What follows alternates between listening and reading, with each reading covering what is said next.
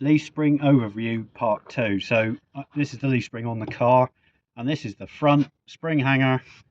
So it's the driver's at the front end of the car, and this is the bolt which holds the main front pin on the Leafspring. So this is the saloon spring, so it's 5 leaves, and if you can look along here, and this is the business end in the middle where it's all connected. So it starts off, you can see it's jacked, and I've got at least 2 to 2.5 fingers between my top of the bump stop and the body of the car, and that's because it's jacked and resting on an axle stand there, so there's a little bit more pressure than it would be, and it's on the wheel.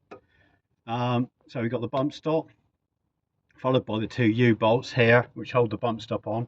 Then the U-bolts go through a locating plate on top of a rubber pad. Down underneath here it goes through another rubber pad, then another locating plate, and then you can see these bolts going through. It picks up the shoe which holds on the rear suspension damper here, which is where my hand is now. You come around there, can you see that? Yeah. So this is the rear suspension damper, and this takes the real bounce out of the spring and smooths the bounce out, and it's connected through this lever arm here up to the car body. And then we'll go along these leaf springs here, and we'll reach the shackle bolt, shackle pins, and the shackle plates which hold the rear spring onto the rear of the car here.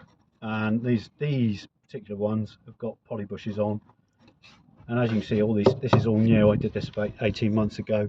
Made a huge difference to the rear suspension of the car. It's much smoother now with it all squared up, tightened away, and I think that is all of it. And there we go.